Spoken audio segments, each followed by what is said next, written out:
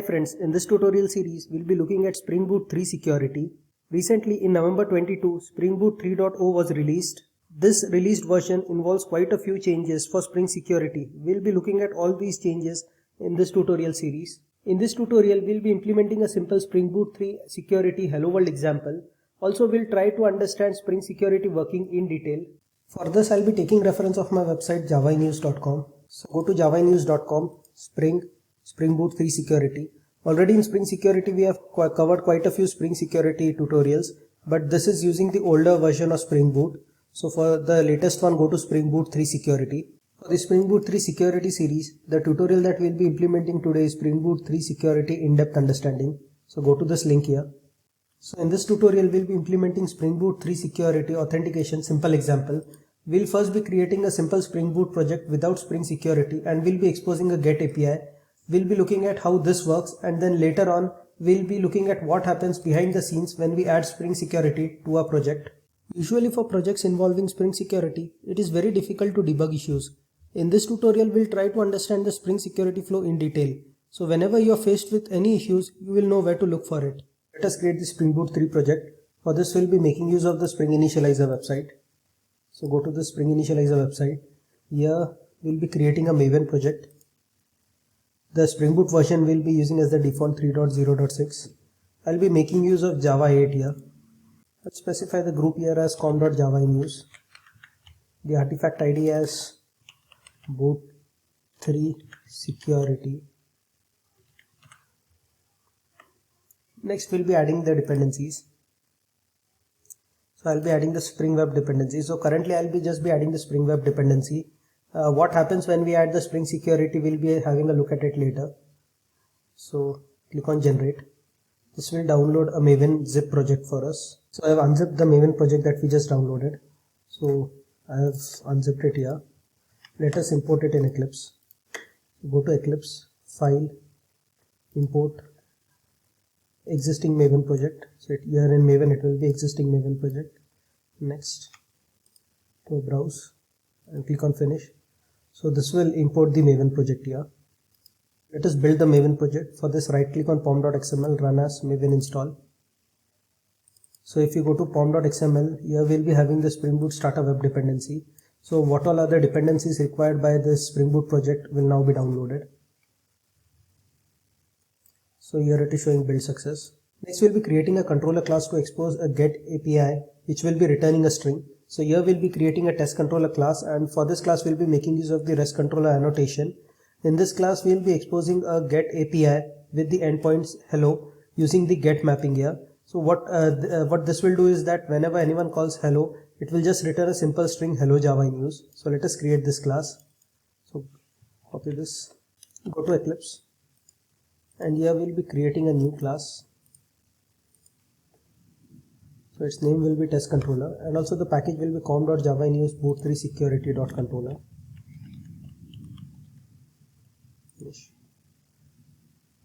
Copy the contents of this class.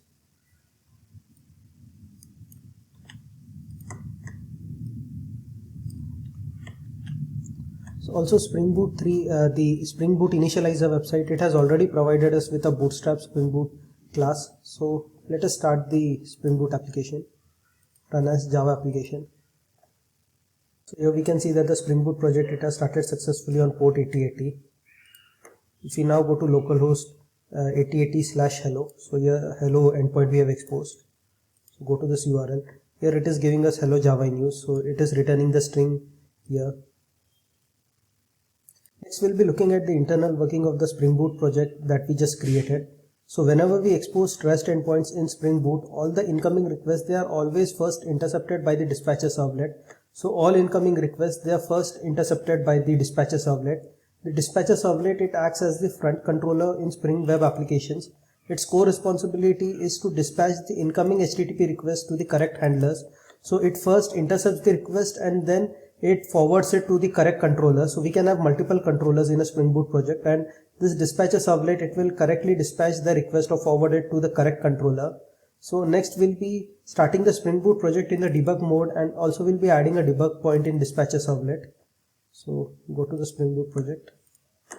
Here we'll be starting So maybe first let us, press Ctrl Shift T if you are using Eclipse, and here type dispatcher servlet. Actually I already have it here, dispatcher servlet. Go to the do dispatch method here, and here I'll be adding a debug point. Also I'll be adding a debug point in the test controller class. So the incoming request, it will first be intercepted by this dispatcher servlet, and only then it will be forwarded to the test controller. So let us start the project in debug here, debug mode. So here the project, it has started. If I now go to localhost 8080/hello, I'll be hitting this URL again, or I'll just refresh this page. So if we now go back to Eclipse, here the request, it has been intercepted by the dispatcher servlet. Here we had added the debug point, and if we just resume it here, look, then it goes to the test controller class. So all incoming web requests, they are first always intercepted by the dispatcher servlet, and only then they are forwarded to the appropriate controller. Next we'll be adding Spring Security to our Spring Boot project. So for this we'll be adding the Maven dependency of Spring Boot Starter Security. Go to Eclipse and add this dependency in the pom.xml. Run this project so that it downloads the required Spring Security dependencies. So here the Maven build is successful. Once we add the Spring Security dependency in the application, Spring Security gets enabled by default. So let us start the Spring project. Go to source main Java, and here start the Bootstrap class, run as Java application. So here we can see that the Spring Boot application, it has started successfully on port 8080. Also, as we have added the Spring Security dependency, so here we can see that Spring Security has been enabled for this project, and we are seeing that it has generated a security password for us. So we'll see how to use this next. If we now go to the URL localhost 8080/hello, so here /hello, it is the get API that we have exposed. So here we are automatically redirected to the /login page. So the URL that we went to was /hello, but Spring Security, it automatically redirects us to this /login page. And here we can see that it is asking us for a username and password using the Spring Security default login page. So for Spring Security, the default username is user, and the password will be the one that is printed here in the console. So copy this and paste it here.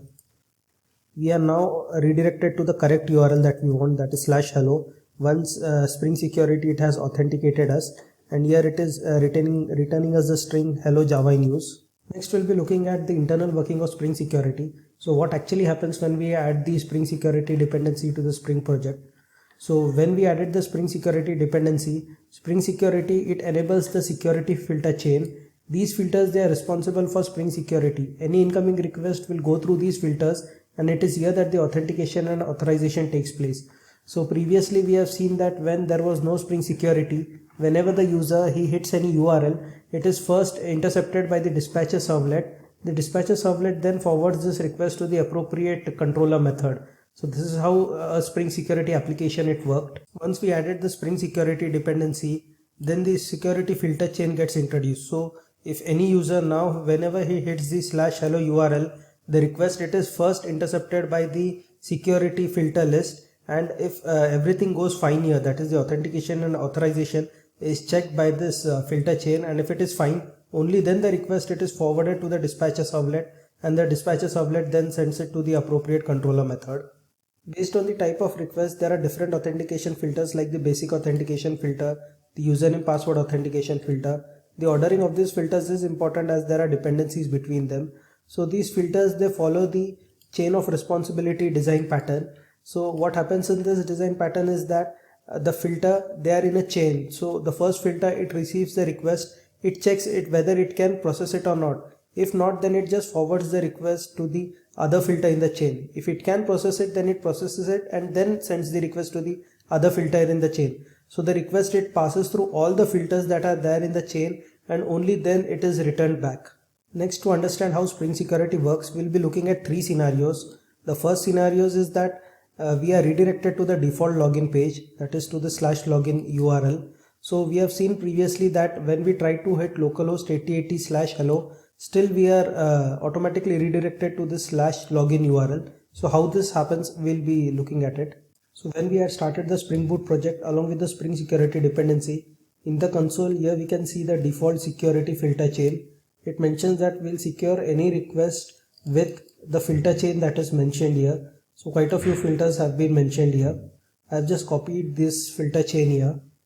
So all these filters, they will be applied to the incoming request, or the request will be intercepted by all these filters in the filter chain. All the above filters, they get called from the filter chain proxy class. For this example, we'll be mostly looking at the username password authentication filter, the default login page generating filter, and the exception translation filter. So let us have a look at this workflow in detail. I'll stop the Spring Boot project here and I'll start it in debug mode. Also, I have added some breakpoints in some of the class files. So the filter chain proxy, which is the one that will be calling the filter chain, is one of the classes where I've added the breakpoints.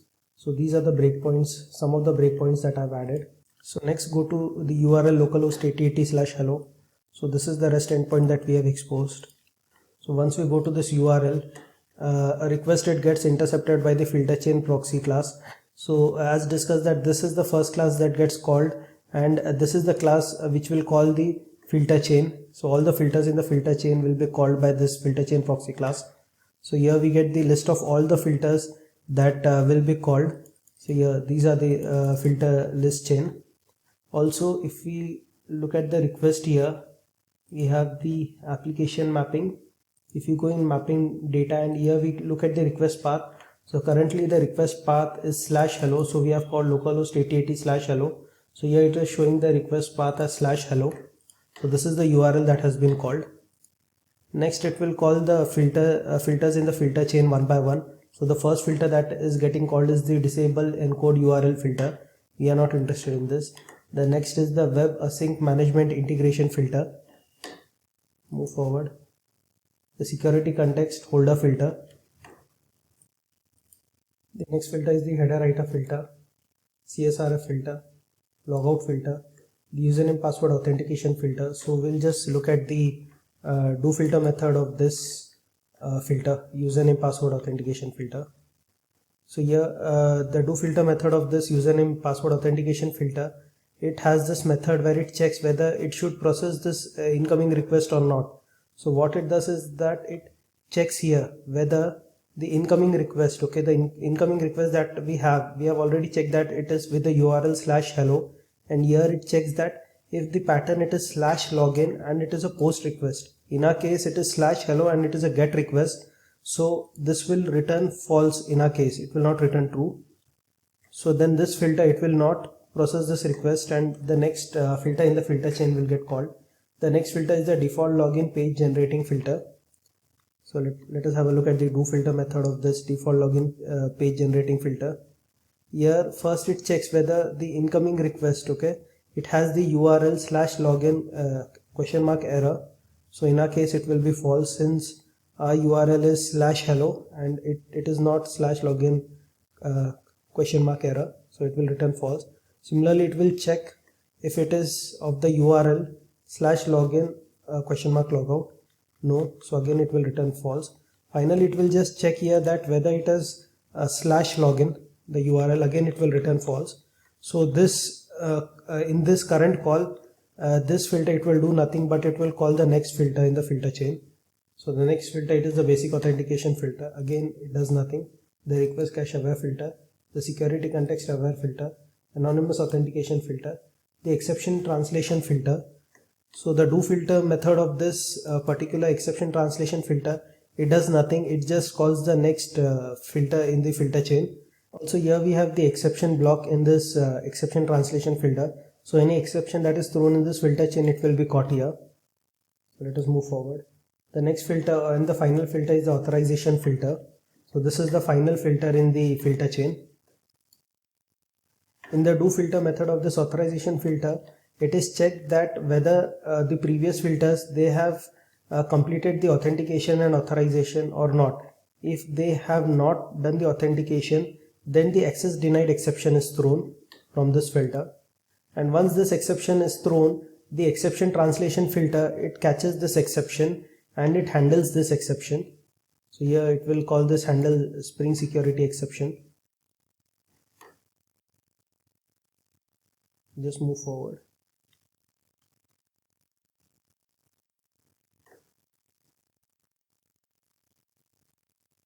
So here now what this does is that the exception translation filter, it redirects the request to /login. So now localhost 8080/login will be called. So again we had previously called /hello. So since the authentication is not done, therefore it will automatically redirect it to localhost 8080/login since the access denied exception is thrown. Now if I just run this, we'll see that there is a new request now again in the filter chain proxy, but if we'll check the request path, okay, it will be /login. So previously we had called /hello, but now automatically this request, it has been forwarded to /login, and again this URL, it has been intercepted by the filter chain proxy. So this is a new request with the URL /login. So till now we have covered the first scenario, that is redirect to the default login page, that is redirect to /login. So we had actually called the /hello URL and it automatically redirected to the /login page. The next scenario is to display the default login page. So let us have a look at this scenario. So now we have a request with the URL /login. Again we'll get a list of filters and each of these filters will then be called. So the first filter again is the disable encode URL filter. We are not interested in this. WebAsync manage integration filter, no. Security context filter, header writer filter, CSRF filter, logout filter. The username password authentication filter, just let us have a look at this. So again it will check if the incoming request, it is having the URL /login and it is a post request. In our case the URL, it is /login, but again it is a GET request. We have forwarded it as a GET request. So this will not be true. So this will return false. The next filter that gets called is the default login page generating filter. So here it will check if the URL, it is /login (error), which is false. Again it will check it is /login (logout), it will be false. And finally here it will check this is OR, okay. So these two conditions are false, but we have to check one more condition, is login URL request. So here it will check if the URL, it is /login. In our case it will be true. It is a GET request and it is a /login URL. So this will return true. And now what happens is that it generates the default Spring Security login page for us and it returns us back. So this page, it will then get displayed. So once the browser, it is directed to /login URL, Spring Security, it automatically generates a login page, a default login page, and the default login page generator filter, it returns this page back to the user. So now if we run this and if we go here, we are presented with the Spring Security default login page. So we are done with the second scenario where the default login page, it is presented to the user. Next we'll look at the third and the final scenario where the user, he will be entering the credentials using the login page provided by Spring Security. As we had discussed earlier, when we started the Spring Boot project along with the Spring Security dependency, Spring Security created a default user for us. The username for that default user is user and the password, it is the one that is printed in the console here. So let us see what happens when we enter the credentials. I'll be putting the username as user and the password, I'll just put the wrong password. So I'll not be putting the default password created by Spring Security, but just some random value here. So here again we are in the filter chain proxy class. So all the filters in the filter chain will be called from this filter chain proxy class. So the first filter is the disable encode URL filter. We are not interested in this. The next is WebAsync manage integration filter, again not. Security context folder, header writer filter, CSRF filter, logout filter. The filter that will now be interested is the username password authentication filter. So we'll go inside the username password authentication filter. So here it will check whether this requires authentication or not. So it will come here and here it will check whether the incoming request, it is a login request, that is the URL, it is /login, and also it is a post request. So yes, this is a form submission that we have made. So it is a post request and also the URL, it is /login. So this will return true. So this incoming request, it will now be processed by the username password authentication filter. So here it will get the username from the request. So the username that we have entered is user. Similarly, it will obtain the password. I've just entered some random password here. So DSDS. So this is the password. using this username and password, it will create the username password authentication token. So if we go to this username password authentication token, it is type of this authentication object. So the authentication object, it represents the token for authentication request and for an authenticated principal once the request has been processed by the authentication manager. So we'll take a look at what do we mean by this. So just remember that the authentication manager, it will take the authentication object, and also it will be returning another authentication object. The only difference will be that the authentication object returned by this authenticated manager, it will have an authenticated principal. We'll look at this in detail later. So here now, once we get this username password authentication token, we call the authentication manager authenticate method. Before we proceed further, let us have a look at some theory. So the username password authentication filter, this filter, it checks if the login URL, it contains /login and is a post request or not. So as this is a post request with URL /login, so this filter, it extracts the username and password and creates the authentication object, that is the username password authentication token. So we have already seen this. Next, using the authentication object created, the filter will then call the authenticate method of the authentication manager. Now this authentication manager, it is only an interface, and the actual implementation of the authenticate method is provided by the provider manager. So next we'll be looking at this provider manager. Important point to note here is that the authentication manager takes an authentication object as input, and after successful authentication again returns an object of type authentication. So this authentication object, the important thing here is that it has a field, okay, authenticated. So the incoming request, the authenticated, will be false, but once if the authentication has successfully taken place, then this authentication manager, it will return an authentication object, and for it the authenticated type, it will be true instead of false. Provider manager, it has a list of authentication providers. So this provider manager, from its own authenticate method, it calls the authenticate method of the appropriate authenticate provider. In response, it gets the principal authentication object if the authentication is successful. So let us have a look at this. So here we had seen the flow in the username password authentication filter. The authenticate method of the authentication manager will get called. So let us have a look at this authentication manager interface. It has a single method, authenticate, and we'll be interested in this provider manager. So here it will come in the authenticate method of the provider manager, and here this provider manager, it has got a list of providers. So these providers, they are responsible for doing the authentication. So for example, if you have to do the authentication using some database, then the DAO authentication provider will be used. If using CAS authentication, then the CAS authentication provider will be used. So depending on the implementation, automatically the correct authentication provider will be used here. So let us move forward. The first authentication provided here is the anonymous authentication provider. So it doesn't support this type of authentication here. So it will be continue. And then again it will be called the authenticate method of the provider manager, and this time the provider will be DAO authentication provider. So it does support it, so it will move forward. And here now the authenticate method of the DAO authentication provider will get called, and to this we are passing the authentication object, that is the username password token authentication object.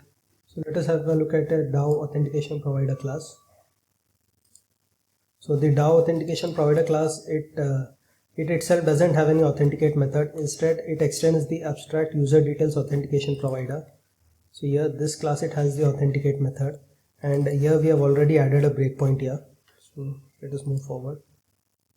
So here we are in the authenticate method of the abstract user details authentication provider. So here it first extracts the username from the authentication object. Before we proceed forward, let us again go through some theory. So the authentication provider, it is an interface with a single authenticate method. It has various implementation like the CAS authentication provider, DAO authentication provider. Depending on the implementation, the correct authentication provider will be selected.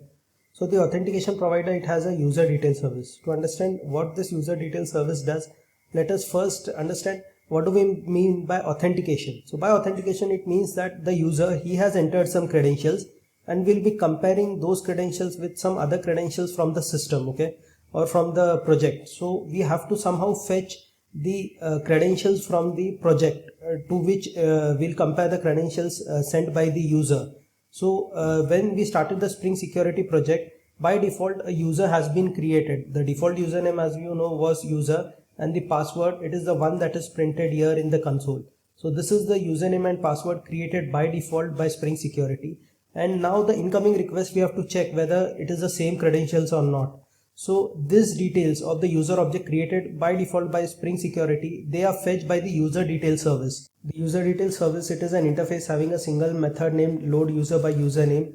Using this method, to which we pass the username, we load the user details, and these are then compared with the incoming credentials, and if they match, then the authentication, it is successful. The user detail service interface, it has various implementation like the caching user details service, JDBC DAWA MPL, in-memory user details service. So depending on the implementation, either of these are selected.